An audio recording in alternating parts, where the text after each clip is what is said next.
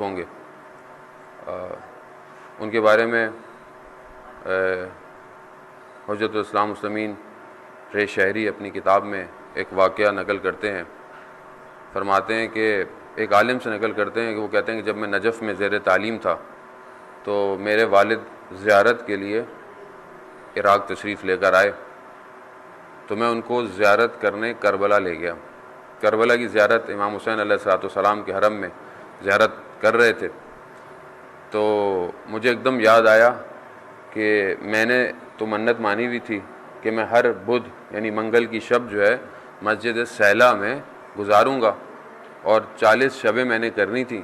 تو ابھی کافی شبیں گزر چکی تھیں اور آج جو ہے وہی شب ہے, ایک دم میرے ذہن میں نہیں رہا.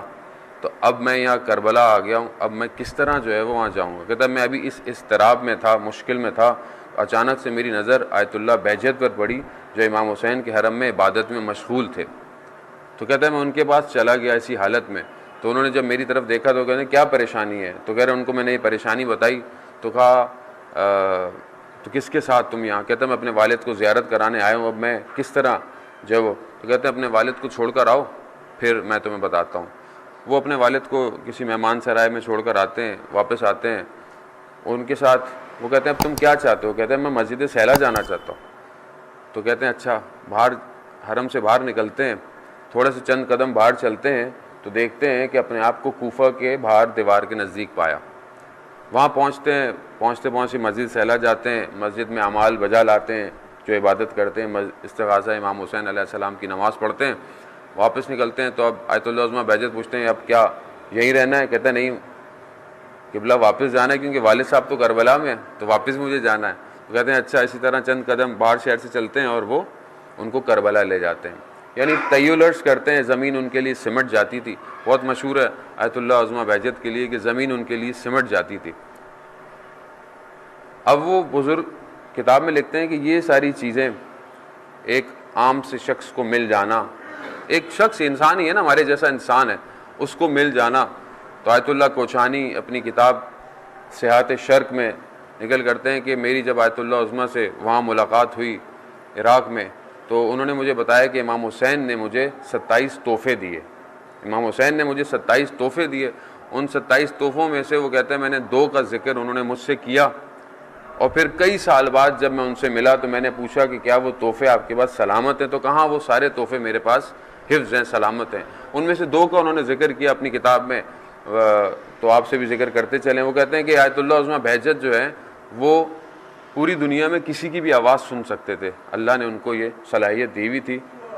دوسرا وہ جس طرح آگے سے دیکھتے تھے اسی طرح وہ اپنے پیچھے اطراف میں بھی دیکھ سکتے تھے. ان کو کوئی ہماری طرح ضروری نہیں تھی کہ جس طرف ہماری جہت ہوگی صرف ہم اسی طرف دیکھیں گے.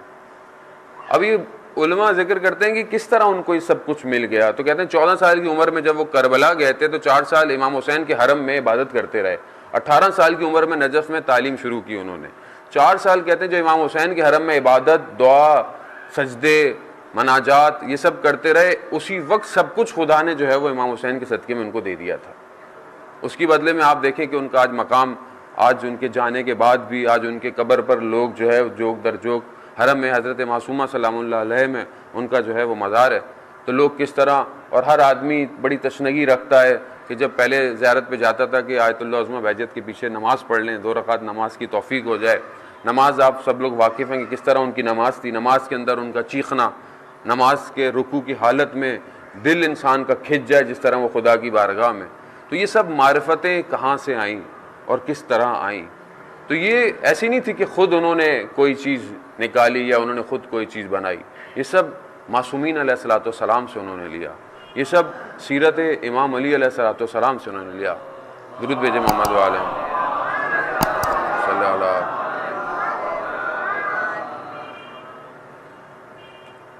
تو یہ کوئی نئی چیز نہیں تھی کہ جب اور بزرگان کی زندگی میں دیکھتے ہیں, خود امام خمینی رحمۃ اللہ علیہ کی زندگی میں دیکھتے ہیں کہ رات کو جو ہے وہ, پہلے بھی میں نے ذکر کیا کہ ان کے گھر میں کوئی مہمان آتا ہے تو اپنے بیٹے کو کہتے ہیں کہ بیٹا ان کے ساتھ آپ مہمان خانے میں سوئیں کیونکہ مکروہ ہے مہمان کا جو ہے وہ اکیلے سونا, کمرے میں اکیلے سونا. تو وہ سوتا ہے تو رات کو ایک دم شبے دل میں اٹھ کر پریشان ہو جاتا ہے, کہتا ہے کہ آغا مصطفیٰ لگتا ہے آپ کے برابر میں کسی کا انتقال ہو گیا ہے. تو وہ جب اٹھتے ہیں کہتے ہیں نہیں ایسا تو کوئی نہیں. کہتے مجھے گریا کی شدید آواز آ رہی ہے. تو کہتے ہیں نہیں یہ تو بابا جان ہے جن کا روز یہی حال ہے کہ رات کو اٹھ کر گریا کیا کرتے ہیں. تو رات کو شب میں گریا اور صبح جو ہے وہ اتنا سخت بیان دینا کہ 2500 سالہ بادشاہت کو اکھاڑ پھینک دینا, تو یہ کوئی ایسا کام نہیں تھا امام خمینی نے کہ جو خود ایجاد کیا ہو یا خود لے کر آئے ہوں. نہیں, یہ سب وہیں سے تھا کہ جب ہم سیرت امام علی علیہ السلام میں دیکھتے ہیں کہ رات کو ہزاروں تکبیریں بلند ہوتی ہیں اور صبح جب میدان جنگ میں کھڑے ہوتے ہیں تو امام کے خندے پر کوئی پریشانی نہیں ہے. خود معاویہ مجبور ہو جاتا ہے, کہتا ہے کہ وہ علی جس کو محراب میں مارا گیا پریشان ہوتا ہے جب اس کو خبر ملتی ہے, 3 دفعہ بلند ہوتا ہے اپنی جگہ سے, کہتا ہے کہ جس کا میدان جنگ استراحت گاہ ہو اس کو کیسے کوئی مار سکتا ہے وہ. لیکن رات کو آپ امام علی کو دیکھیں کس طرح اپنے آپ کو خدا کی بارگاہ میں. تو آج ہم ظاہر امام کی شہادت کا ایام جو ہیں وہ شروع ہیں, اور خدا میں توفیق دے کہ امام پر خود ایک اہل سنی اور عالم ہے بہت بڑا, تو کہتا ہے کہ ہم جتنا بھی بیان کریں امام کی سیرت وہ ہم ناقص ہیں. اہل سنت اہل تشیع نے تو بہت کتابیں لکھی, خود اہل سنت کرسچن مسیح علماء نے بہت امام پر کتابیں لکھی ہیں. وہ خود کہتا ہے کہ ہم ناقص ہیں کہ ہم اس شخصیت کے بارے میں کوئی بیان کریں. کیوں؟ کیونکہ اس شخص نے خطابت سکھائی, اس شخص نے کتابت سکھائی, اس شخص نے وہ بیان کیا جو کانوں نے کبھی نہ سنا تھا, اور وہ عمل کر کے دکھایا جو کس نے کبھی عمل نہیں کیا تھا. یہ وہ شخصیت ہے. لیکن کیا ہم اس شخصیت سے وہ کچھ لے رہے ہیں جو ہمیں لینا چاہیے؟ کیا ہم نے اپنی زندگی کو, مثلا میں امام علی علیہ السلام کا پیروکار, میں ان کا اطاعت گزار, میں ان کا ماننے والا, جب کوئی میری طرف دیکھتا ہے تو کوئی امام کی خصوصیت میری ذات سے منعکس ہو رہی ہے, جھلک رہی ہے کہ نہیں, تو میں پھر کیسے اپنے آپ کو کل کو دنیا آج دیکھیں, دنیا تو آج ایک عجیب سا بازار گرم ہے. دنیا میں آج دین جو ہے وہ اگر زندہ دین ہے تو 11 دین ہے, اور اس کے علاوہ لا دینیت, مذہبیت اور اسکول آف تھاٹس. دنیا میں آج دیکھیں کس طرح جو ہے وہ دین کا پرچار, خود اسلام کو اس حالت میں پیش کیا جا رہا ہے. لیکن اس اسلام کے اندر آپ کیسے واقعی اسلام پیش کریں گے, آپ اصلی اسلام کیسے پیش کریں گے, کہ جب تک آپ اصلی اسلام کے پیروکاروں اور محافظتوں کی سیرت پر عمل نہیں کریں گے, کیسے کوئی آپ کی شخصیت کو دیکھ کر بولے گا کہ آپ کس پر عمل کرتے ہیں, آپ کس کے اطاعت گزار ہیں, آپ کس کی سیرت پر عمل کرتے ہیں, جب تک آپ کی شخصیت ان چیزوں کو ظاہر نہیں کرے گی. تو امام کی زندگی کے مختلف پہلو ہیں کہ ظاہر ہے خود سورہ لقمان کی آیت نمبر 27 جب یہ کہتی ہے کہ سارے دنیا کے درخت جو ہیں وہ قلم بن جائیں اور ایک سمندر کو 7 اور سمندر مدد کریں, مرکب کریں, تو بھی تم کلمت اللہ کی تعریف نہیں کر سکتے. تفسیر میں کلمت اللہ امام علی علیہ السلام کے علاوہ کسی کو ذکر نہیں کیا گیا, یعنی کہ تم امام علی کی اس فضیلتوں کو نہیں لکھ سکتے چاہے دنیا کے سارے درخت قلم بن جائیں. تو ہم تو ناقص ہیں, ہم کیا بیان کریں گے ان کی سیرت کو. لیکن اب ہم ان کی کس کس پہلوؤں کو ذکر کریں, وقت ہمارے پاس ظاہر بہت محدود ہے, اور ہم لوگ زمان اور مکان میں مقید رہنے والے لوگ, لیکن اللہ کا کتنا لطف اور کرم ہے کہ اس 30 یا 29 دن کا ایک محدود سا زمان جو ماہ رمضان جسے ہم لوگ کہتے ہیں, اس محدود سے زمان میں خدا نے برکتیں لامحدود نازل کی ہوئی ہیں. اب یہ ڈیپینڈ کرتا ہے کہ ہم اس پہ سے کتنا حاصل کرتے ہیں. تو امام کی جس اینگل لائف کے جس تک ہماری گفتگو کی کوشش ہے وہ یہ ہے کہ امام کی مناجات, خود 2 مناجات ایسی ہیں, دعائیں تو آپ دعائے کمیل سنتے ہیں اور اس کے علاوہ اور بھی دعائیں ہیں, معصومین سے مختلف دعائیں نقل ہیں, لیکن کچھ مناجات ایسی ہیں جو کہ ہر معصوم نے جو ہے وہ پڑھی, جس میں سے سب سے زیادہ مناجات شعبانیہ ہے کہ جو ہر معصوم سے نقل کی گئی ہے, اور خود پرٹیکولر مناجات امام علی ہے جو کہ مسجد کوفہ کے اعمال میں مفاتح الجناح میں ذکر کی جاتی ہے کہ اگر خدا ہم سب کو توفیق دے مسجد کوفہ کی, وہاں جا کر اس مناجات کی تلاوت کی جاتی ہے, اور اس کے علاوہ بھی مناجات یہ پڑھی جا سکتی ہے. تو بس میں اسی میں سے کچھ جملے کوشش کروں گا, اور بس میں کوئی اتنا بڑا نہ عالم ہوں نہ کچھ, اسی جملوں کا میں ترجمہ کر کر گزر جاؤں گا, اور اگر ہم سمجھ سکیں گے تو کوشش کریں گے. مناجات شبانیہ میں جو شروع ہوتا ہے تو اس میں جو دعا ہے, شروع جب ہوتی ہے درود کے ساتھ, اللہم صلی علی محمد و آل محمد, درود بھیجے محمد والا,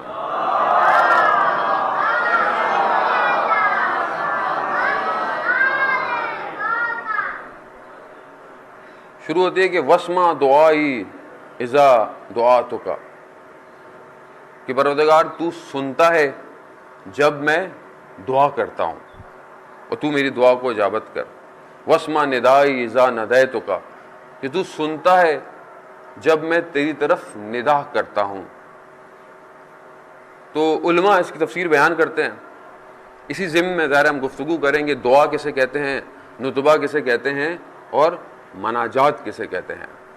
وقبل علی اذا نجیتک، اور تو اس کی طرف اپنی توجہ کرتا ہے جو تیری نجوا کرتا ہے. تو دیکھیں دعا کے لیے روایات اور قرآن میں بھی بہت ساری چیزیں ہیں. دعا مشہور روایت ہے کہ دعا مومن کا اسلحہ ہے. دیکھیں سائنٹیفکلی بھی ہم اگر اس کو پروف کریں تو ایک جاپان کے سائنٹسٹ نے، پہلے بھی آپ نے سنی ہوگی، بہت مشہور ہے ریسرچ اس کی، کہ اس نے پانی کو رکھا اور کچھ مختلف الفاظ جو کہ اچھے الفاظ کسی بھی قوم میں تھے اس کو ان کے قریب رکھا، تو اس نے دیکھا مالیکیول جو ہیں وہ پانی کے اچھی شکل میں آ جاتے ہیں. پھر اس نے پانی کو رکھا اور بہت سارے لوگوں کو، تقریباً 30-40 لوگوں کو مختلف جگہوں پر کہا کہ تم کوئی اچھی چیزیں مانگو، اچھی چیزیں کا ذکر کرو. تو اس وقت جب انہوں نے لوگوں نے مختلف چیزوں کا ذکر کیا تو اس وقت بھی اس پانی کے مالیکیول جو ہے وہ تبدیل ہونا شروع ہو گئے. لیکن اس نے دیکھا کہ جب مالیکیول بہترین شکل میں کب آتے ہیں کہ جب قرآن کی تلاوت کی جاتی ہے تو دیکھتا ہے کہ پانی مالیکیول جو ہیں وہ اپنی سب سے خوبصورت شکل میں آ جاتے ہیں.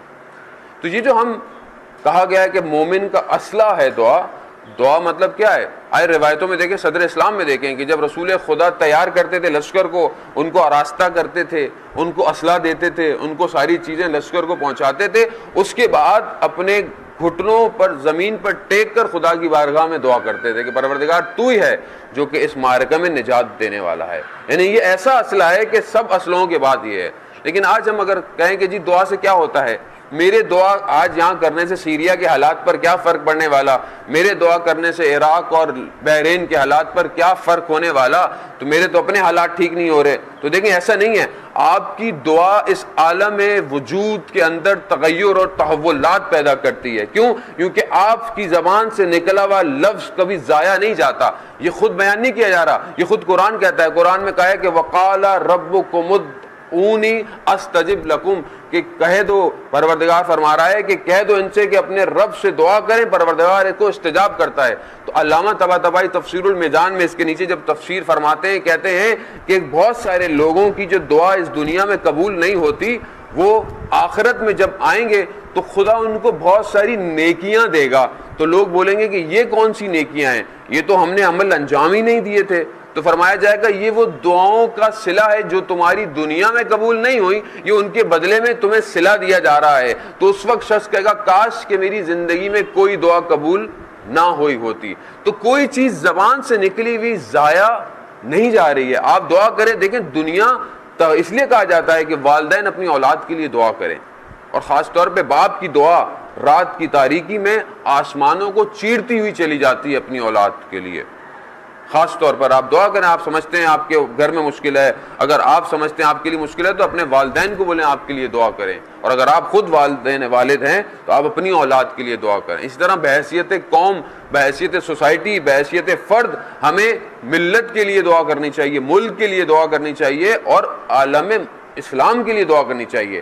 تو یہ خود بخود دعائیں ایک اسلحہ بن جاتی ہیں. یہی وجہ ہے کہ آپ دیکھیں کہ جب بھی حالات خراب ہوتے ہیں دعائے نور کی تلاوت کی جائے، دوشن کبیر کی تلاوت کی جائے. کیوں؟ کیونکہ اس کے اپنے اثرات ہیں. اس عالم سبب اور اسباب کے اوپر بنا ہوا ہے. ایسا نہیں ہے کہ کوئی چیز خود بخود ہوتی ہے، ہر چیز کا کوئی کاز ہے، ہر چیز کا کوئی نہ کوئی ریزن ہے. اس لیے دعا کرنا بہت مہم ہے. لیکن اب یہ دعا کے اندر علماء کہتے ہیں، بعض لوگ کہتے ہیں جی دعا کرنے کی کیا ضرورت ہے، خدا تو جانتا ہے، خدا میرے حالات جانتا ہے، تو خود بخود چیزیں ہو جانی چاہیے، تو میں دعا کیوں کروں؟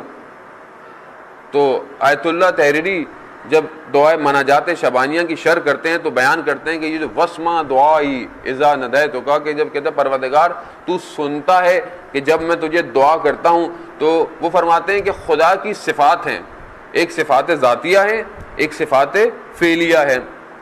اب ظاہر اگر اس پہ گفتگو کی تو کہیں اور نکل جائے گی، لیکن ظاہر جوان بیٹھے ہوئے ہیں، مختصر سا صفات ذاتی اس کو کہتے ہیں کہ جو خدا کی ذات سے جدا نہیں ہے، خدا کی ذات میں ہے. مثال کے طور پر خدا کا عالم ہونا، خدا کا قادر ہونا اور خدا کا حی ہونا، خدا کا زندہ ہونا، اور کچھ اضافہ کرتے ہیں خدا کا ارادہ.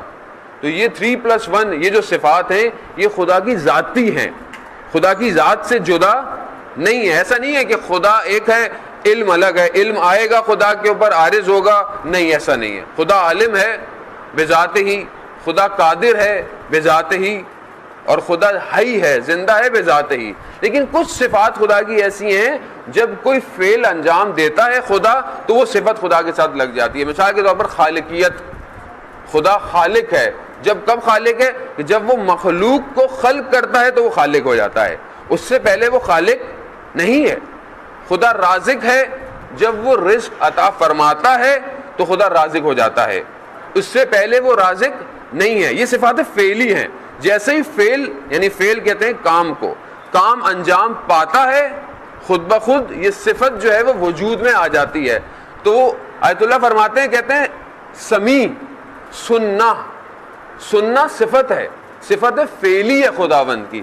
وہ جب تک کوئی نہیں سنے گا، جب تک کوئی اس کو پھکارے گا نہیں. اب ہم کیسے کہہ سکتے ہیں کہ خدا جانتا ہے لیکن خدا سنے گا نہیں جب تک، کیونکہ سمیع ہونا، بصیر ہونا، علیم ہونا یہ سب خدا کی صفت فعلی ہیں. جب تک یہ کام انجام نہیں ہوگا خدا کے اندر یہ صفت وجود میں نہیں آئے گی. اب ہمارے پر واجب ہو جاتا ہے کہ ہم خدا کو پھکاریں.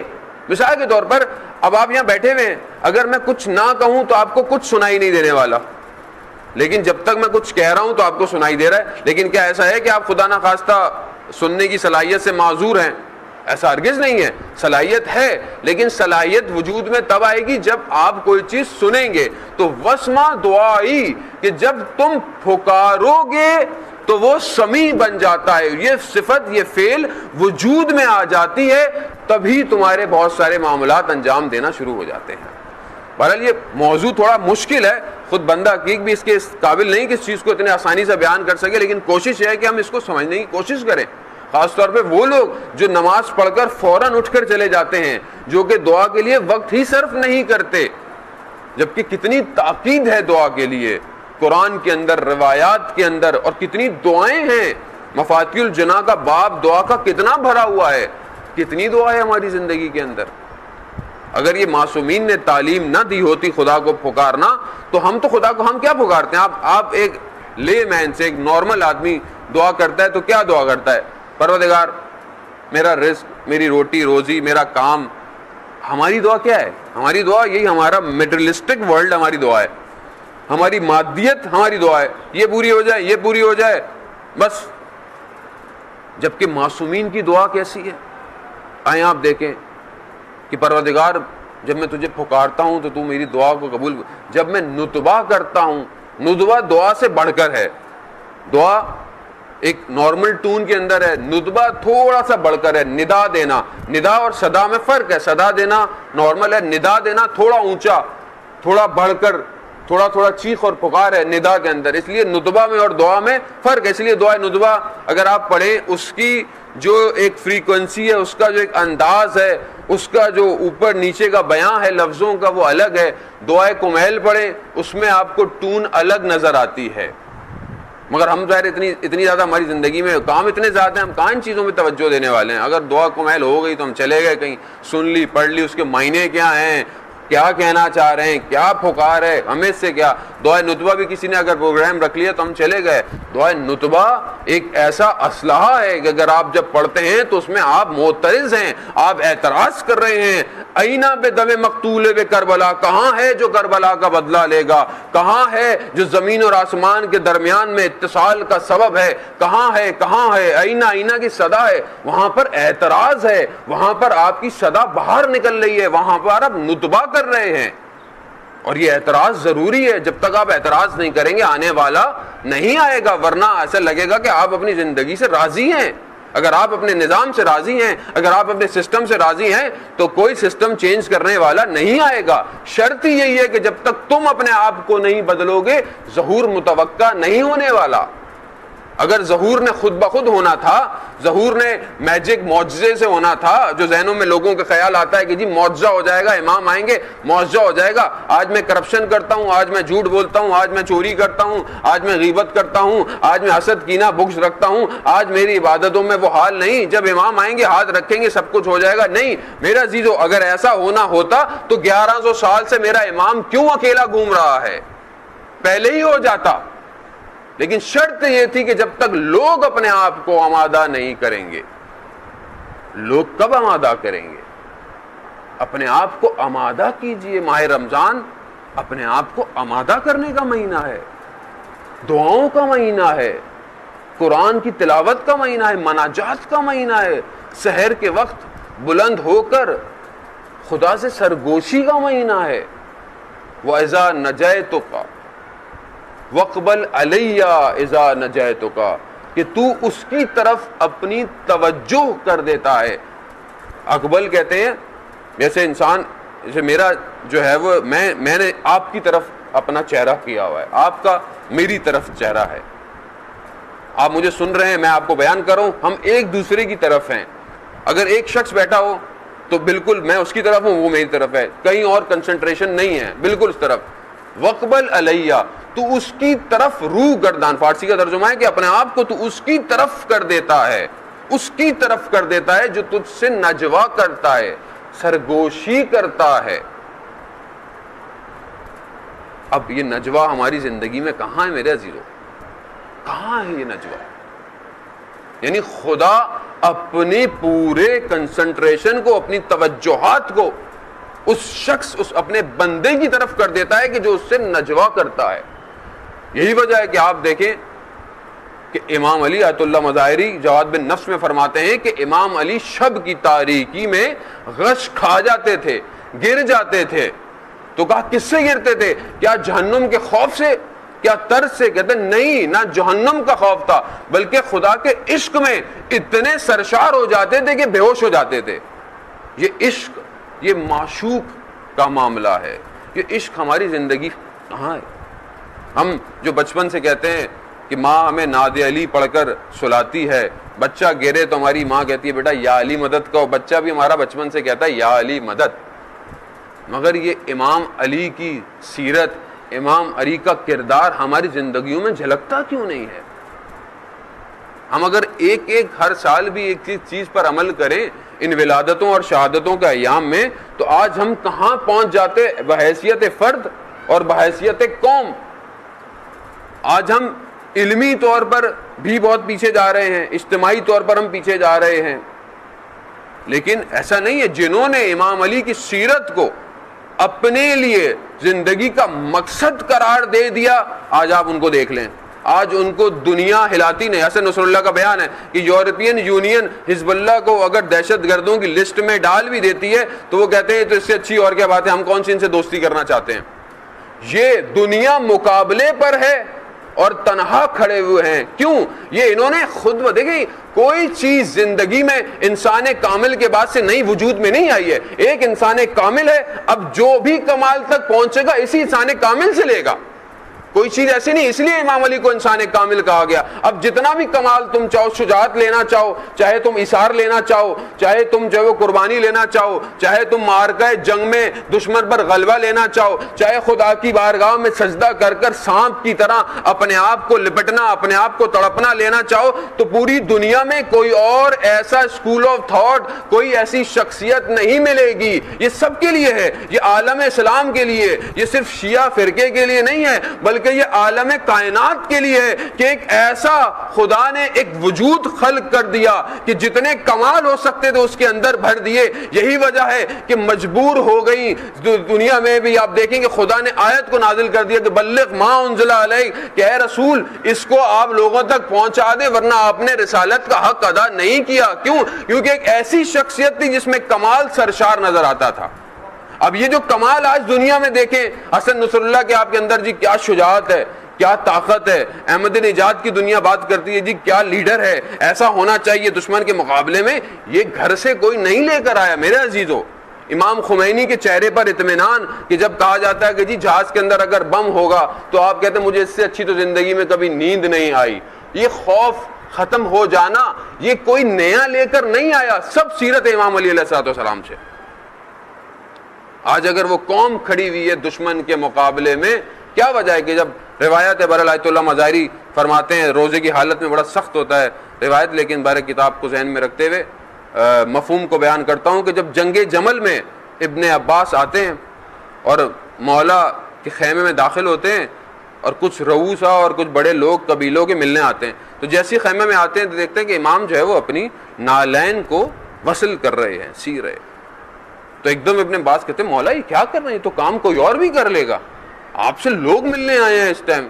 تو مولا حسن جھوتی کو پھینکتے ہیں اور پھر فرماتے ہیں، کہتے ہیں اس کی قدر و قیمت کیا ہے؟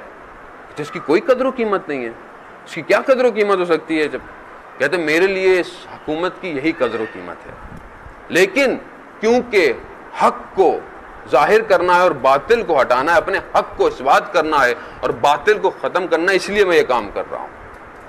اصل ہدف حق اور باطل ہے۔ اگر ہم اپنی زندگیوں میں اس چیزوں کو لے لیں تو خود بخود ہم آگے کی طرف بڑھیں گے۔ تو آئیے ہم امام کی زندگی میں جب مناجات دیکھتے ہیں، جب یہ دعائیں دیکھتے ہیں، تو کیا ہماری زندگیوں میں یہ دعائیں ہیں عزیزوں کے؟ نہیں ہیں۔ خود آپ اپنے آپ سے پوچھیں، کسی کی طرف نہ دیکھیں۔ میں اپنے آپ سے کہوں کہ میں جو امام علی کا ماننے والا ہوں، پورے سال میں 365 دن میں کب میری زندگی میں شب آتی ہے کہ میں ایک شب اپنی امام علی علیہ الصلوۃ والسلام جیسی مناجات کروں؟ کب ہے میری زندگی میں؟ اگر وہ شب میری زندگی میں نہیں تو پھر میں کس کا ماننے والا ہوں؟ پھر میں کس کا پرچم بلند کر کر کس کا نعرہ حیدری مارنے والا ہوں؟ کس طرح میں پوری دنیا کو دعوت دے رہا ہوں کہ یہ دین حق ہے، یہ اسلام ناب ہے؟ کس طرح، جب تک میری زندگی میں خود ہی عمل نہیں ہے؟ اور یہی وجہ دیکھیں آج دنیا آپ کے سامنے، دنیا میں پریشانی، دنیا میں آگ لگی ہوئی، قتل و غارت کا بازار گرم، ہر جگہ اسلام کو جو ہے وہ نشانہ بنایا ہے، چاہے وہ مصر ہو، چاہے وہ بحرین ہو، چاہے وہ سوریہ ہو، چاہے وہ عراق ہو، چاہے وہ پاکستان ہو، چاہے بارہ چنار ہو، چاہے کوئٹہ ہو، کوئی بھی ہو۔ اصل دشمن دیکھیں، دشمن کا ہدف اس سے باہر آ جائیں کہ جی شیعہ کا مسئلہ ہے یا سنی کا مسئلہ ہے، نہیں، اصل اسلام کا مسئلہ ہے، اسلام خطر کے اندر ہے۔ آج جو لوگ کئی عرصے پہلے سمجھتے تھے نہیں جی یہ صرف ایک فرقے کا مسئلہ ہے، جب خود کے گھروں میں آگ لگنا شروع ہو گئی تو سمجھ میں آ گیا نہیں یہ تو اصل اسلام کا مسئلہ ہے، یہ اسلام کے دشمن ہیں۔ پہلے جب کہا جاتا تھا کہ بھائی یہ اسلام کے دشمن ہے طالبان، یہ اسلام کی غلط شکل ہے جس کو خود امریکہ نے خلق کیا ہے، امریکہ کا ایجنٹ ہے کہ عراق کے اندر، افغانستان میں اس کو مارنے آیا ہے اور سیریا میں خود ان کو خوراک دے رہا ہے، خود ان کو اسلحہ دے رہا ہے۔ اب دنیا کو سمجھ میں آیا کہ جب یہ سب کچھ ہونے لگ گیا، لیکن ہم تو پہلے سے یہ بات کہہ رہے تھے، تو اصل مسئلہ اسلام کا ہے، اسلام کو نابود کرنا چاہتے ہیں۔ آج آپ امریکن اسلام لے آئیں، آج آپ کے ملک میں کچھ نہیں ہوگا۔ آج آپ امریکہ مرد آباد کہنا چھوڑ دیں، آج آپ کچھ منانا چھوڑ دیں، آج آپ اعتراض کرنا چھوڑ دیں، اور اکثر تو ہمارے ممبر جو ہیں وہ ممبر برائے ممبر ہو گئے ہیں، مجلس برائے مجلس ہو گئی ہے۔ ہم ایک کلچرل ایونٹ کی طرح جو ہے وہ آتے ہیں اور چلے جاتے ہیں۔ ذکر امام علی کہاں، مقصد امام حسین کہاں، وہ جذبہ کہاں؟ 2 مہینے کی مجلس ہے، کوئی جوان علی اکبر نہیں بننا چاہتا۔ 2 مہینے کی مجلس ہے، کوئی حضرت قاسم بچہ نہیں بننا چاہتا، کوئی خاتون حضرت سیدہ زینب نہیں بننا چاہتی۔ 3 گھنٹے کی فلم دکھائیں، بچہ بینٹین بھی بننا چاہتا ہے، سپرمین بھی بننا چاہتا ہے، اسپائڈر مین بھی بننا چاہتا ہے۔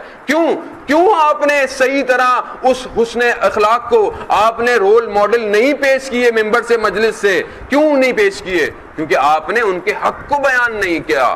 حق کھانا، فدق کھانا صرف حق نہیں تھا، خمس کھانا صرف حق نہیں ہے، ان کا حق جو ہے اگر اس کو بیان نہ کیا جائے تو آج ہم پر بھی اسی طرح جیسا زیارت عاشورہ میں پڑھتے ہیں کہ اللہ تعالیٰ لعنت بھیج جس نے پہلے حق کھایا اہل بیت کا اور جو آخر میں حق کھائے گا۔ آج اگر ممبر رسول ہے، ممبر معصومین ہے، اگر وقت کے یزید کو نہ للکارا جائے، امر بالمعروف نہ کیا جائے، برائیوں کی تشہیر کو روکا نہ جائے، اچھائیاں نہ بتائی جائیں، تو یہ ہم اہل بیت کا حق کھا رہے ہیں۔ روز محشر سوال کیا جائے گا کہ ہم نے تمہیں توفیق دی تھی، ممبر پر بیٹھنے والے کو بھی اور ممبر سجانے والے کو بھی، سب سے سوال کیا جائے گا۔ لیکن اگر ہم اس پر نہیں چل رہے تو آج دیکھیں مشکلات یہی ہیں، کیونکہ ہم اصل سے ہٹ چکے ہیں۔ آج ہم کہتے ہیں جی یہ پریشانی ہے، وہ پریشانی ہے، نہیں، پریشانی اندر ہے۔ اندر سکون پیدا کیجئے۔ جو شخص اندر اطمینان لے آتا ہے وہ اگر 72 بھی ہوں، ہزاروں کا لشکر ہے تو شب عاشورہ ابن عاشوجہ کی طرح مسکرا رہا ہوتا ہے۔ خوف نہیں ہے، شمع گل ہوتی جاتی ہے، خمہ چھوڑا نہیں جاتا، بلکہ یہ کہا جاتا ہے کہ اگر 70 دفعہ بھی زندہ کیا جائے تو بھی اپنی جانوں کو قربان کر دیں گے. کیوں؟ اندر اطمینان ہے. اور اندر اطمینان کیسے آئے گا؟ اندر اطمینان دعا سے آئے گا، مناجات سے آئے گا. مناجات امام علی، اللہم انی اسألک یوم لا ینفع، پروردگار میں تجھ سے سوال کرتا ہوں اس دن کا کہ جس دن کوئی چیز نفع نہیں دے گی، نہ مال نفع دے گا، نہ اولاد نفع دے گی، سوائے قلب سلیم کے جو تو نے عطا کیا ہوگا.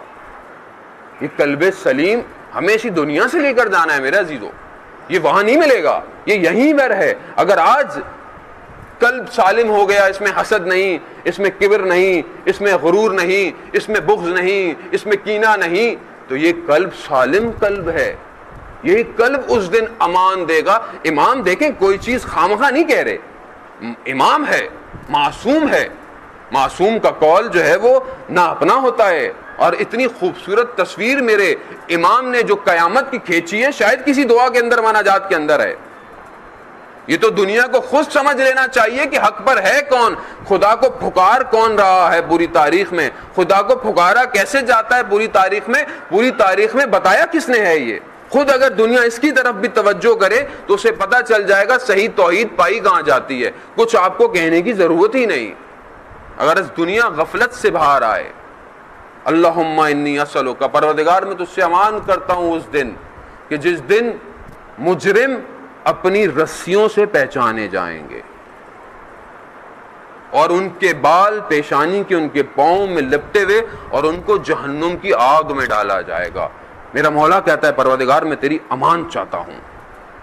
اگر امام امان مانگ رہا ہے تو ہم لوگ کہاں ہیں میرے دوستو؟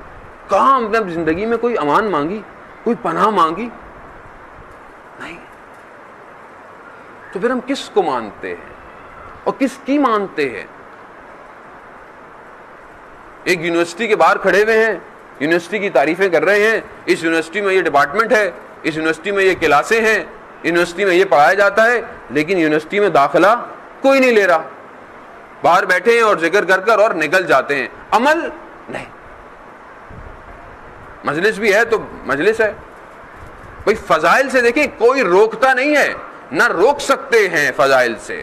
جب قرآن یہ کہتا ہو کہ دنیا کے درخت قلم بن جائیں اور پوری سمندر جو ہے وہ مرکب بن جائے اور آپ سے وہ لکھنا شروع کریں تو لکھا نہیں جا سکتا. جب قرآن یہ کہہ دے تو ہم کون ہوتے ہیں فضائل اہل بیت سے روکنے والے، فضائل امام علی سے روکنے والے؟ بھائی خیبر کی بھی ضرورت ہے، بیان کیجئے. خندق کی ضرورت ہے. کیوں؟ اگر آپ نے خیبر خندق چھوڑ دیا ممبر سے بیان کرنا، یہ جو بچے ہیں یہ بھول جائیں گے خیبر کہاں تھی، خندق کہاں تھی. جس تیزی سے نصاب چینج ہو رہے ہیں، جس تیزی سے کتابیں چینج ہو رہی ہیں، جس تیزی سے اسلامیات کو بدلا جا رہا ہے، لوگ بھول جائیں گے کہ خیبر کے دروازے کو اکھاڑا کس نے، خندق میں دشمن کو پچھاڑا کس نے. یہ بہت ضروری ہے اس کو بیان کیا جائے، لیکن اس کے ساتھ ساتھ سیرت امام کو بیان کیا جائے. امام گھر میں کیسے ہیں، امام بازار میں کیسے ہیں، امام مسجد میں کیسے ہیں، امام محراب میں کیسے ہیں، امام شب کی تنہائی میں کیسے ہیں، تاکہ آپ کی زندگی سنور سکے.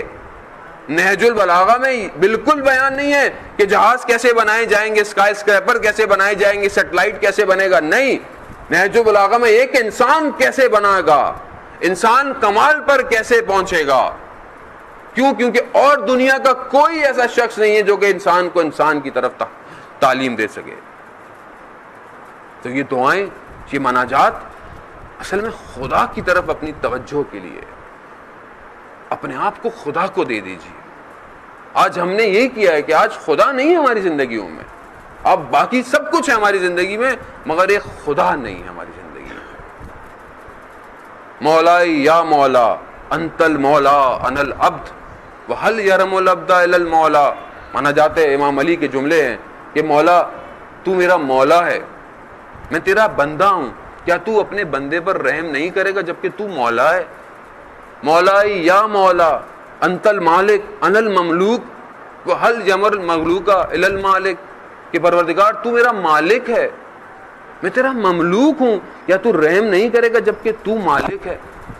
مولا یا مولا انت الرازق انا المرزوق وهل يرم المرزوق الا الرازق.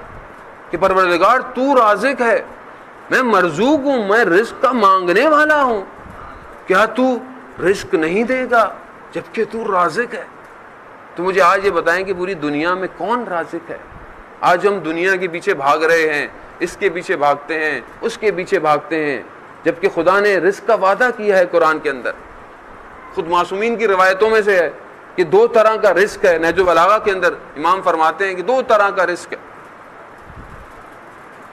مفہوم یہ ہے کہ ایک وہ رزق ہے کہ جس کے پیچھے انسان بھاگتا ہے، موت اس کو اگر لے لیتی ہے اور وہ ختم ہو جاتا ہے۔ ایک وہ ہے کہ جس کے پیچھے انسان بھاگتا ہے وہ خود اپنے آپ کو مستحکم کر دیتا ہے، موت سے بھی آگے نکل جاتا ہے۔ کون سا رزق ہے؟ معنوی رزق ہے، آخرت ہدف ہے۔ استاد سبت جعفر کیا کمایا دنیا میں انہوں نے، اپنے آپ بہتر جانتے ہیں، لیکن آج کس کا نام ہے؟ آج کون یاد کرتا ہے ان کو؟ ہر جگہ مجلس محفل بغیر استاد کے ذکر ہی کوئی نہیں کرتا۔ کیا مقام ان کا ہو گیا ہے؟ ان کے اپنے جملے، میں فخر محسوس کرتا ہوں کہ انسان ان کے جملوں کو ذکر کرے۔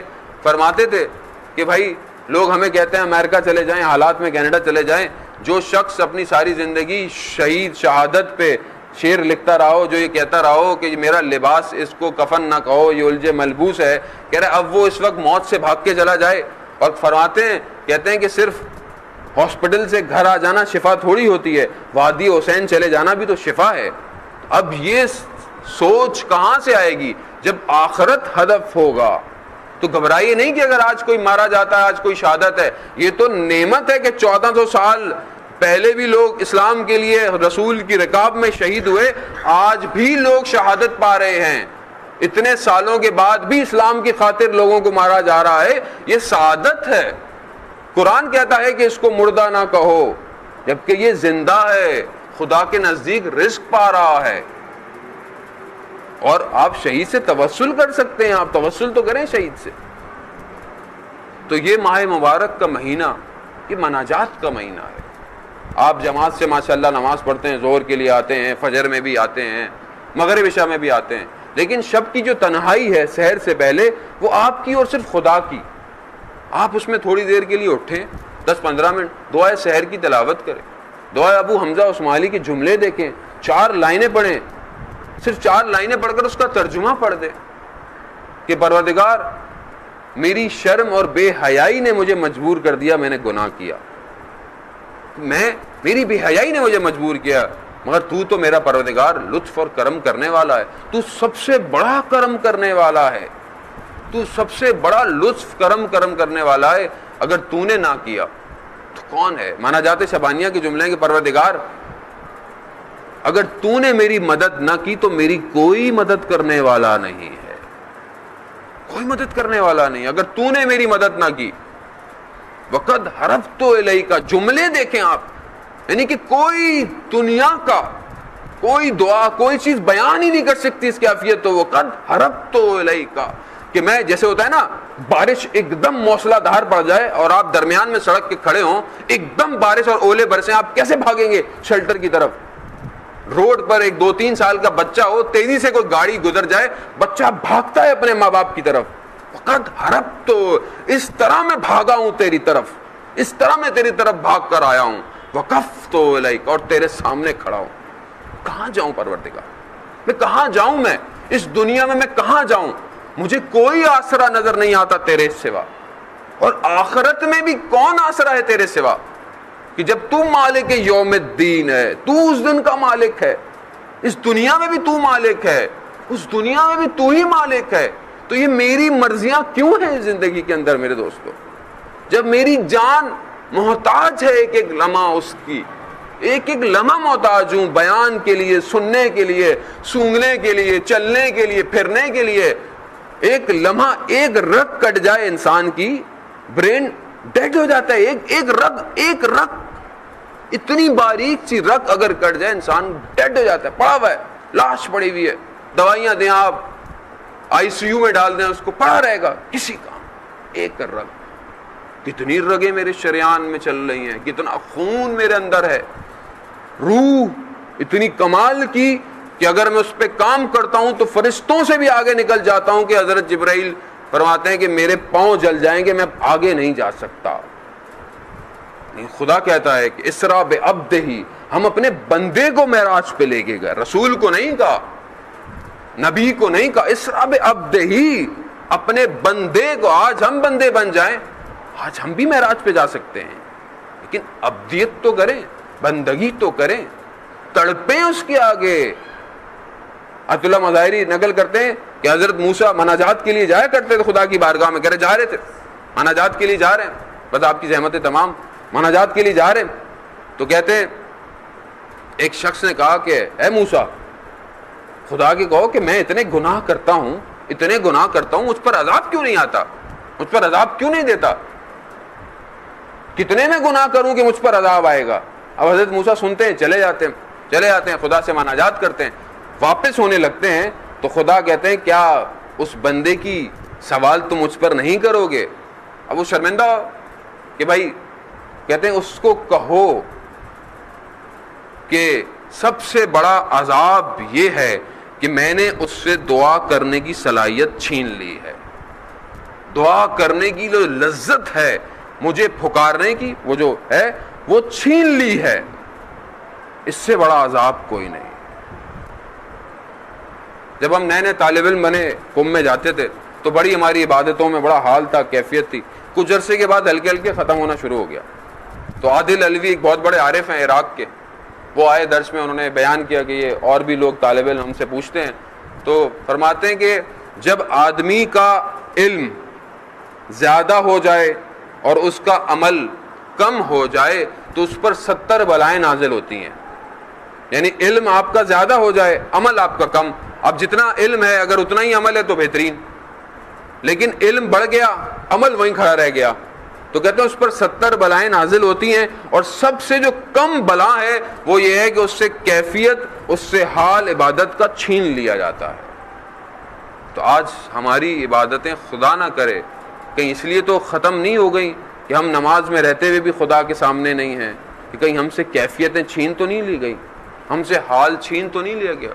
جبکہ آیت اللہ نخوتکی اصفہانی جو مشہد میں امام کے حرم کے اندر حسین انقلاب کے اندر دفن ہے، وہ بیان کرتے ہیں کہ رات کو عبادت کیا کرتے تھے پشت بام پر حرم کے، تو خدام کو کہا کہ دروازہ بند کر لینا، صبح کھول دینا، سردیوں کی رات ہے، خدام بند کر کر چلا گیا، سو گیا، ایک دم اس نے دیکھا کہ رات کو تو برف پڑ گئی، جب باہر نکلا دروازہ کھول کر اوپر بھاگا تو دیکھا آیت اللہ اصفہانی رکوع کی حالت میں ہیں اور ان کی پیٹھ پر 2 فٹ برف جمی ہوئی ہے اور وہ رکوع کی حالت میں ہے۔ یہ حال عبادت کا کیسے آ گیا کہ اتنی سخت سردی اور اتنی برف نے اس سردی کو محسوس نہیں ہونے دیا، کیونکہ اندر عشق کی آگ اتنی گرم تھی کہ وہ 2 فٹ برف کچھ نہ کر سکی۔ تو یہ لوگوں کے پاس کیسے سب کچھ مل گیا؟ یہ 1-2 راتوں میں نہیں ملا میرا، یہ لوگ خود لے کر نہیں آئے۔ بھی ہم کہتے ہیں جو آیت اللہ بہجت جیسے کیسے بن جائیں، امام خمینی جیسے کیسے بن جائیں، ٹھیک ہے، دروازہ اوپن ہے، دروازہ کھلا ہوا ہے، ابھی بھی بڑے عرفا کہتے ہیں دروازہ کھلا ہوا ہے، آپ بھی آئیے، آپ بھی کوشش کیجئے۔ اور یہ سب کچھ گھر سے لے کر نہیں آئے، انہوں نے سیرت معصومین سے لیا ہے سب کچھ، امام سجاد کے صحیفہ سجادیہ سے لیا ہے انہوں نے کہ کس طرح دعا کی جاتی ہے، امام کے گھروں میں ہزاروں تکبیروں سے انہوں نے لیا ہے کہ کس طرح گھروں سے تکبیریں بلند ہوتی ہیں۔ تو اس عبادت کو، مناجات کو، جو کہ ہمارے زندگی کا ایک بہت مہم حصہ ہے، اس کو الگ نہ کیجیے۔ اگر سے اس کو ہم نے الگ کر لیا تو نہ ہم دنیا کا مقابلہ نہیں کر سکتے۔ اس لیے کہا جاتا ہے امام کہ دعا کریں، ظہور کے لیے دعا کریں، اگر کچھ نہیں اور کر سکتے تو دعا کریں ظہور، کہ آپ کے دعا کرنے سے وہ اسباب پیدا ہوں گے اور امام کا ظہور ہو جائے گا۔ تو اسی دعا کے ساتھ کہ پروردگار ہماری اس قلیل سے عبادت کو اپنی بارگاہ میں قبول فرما، پروردگار ہم اس ماہ مبارک کی رحمتوں، مغفرتوں کے مہینوں کو درک کرنے کی توفیق عطا فرما۔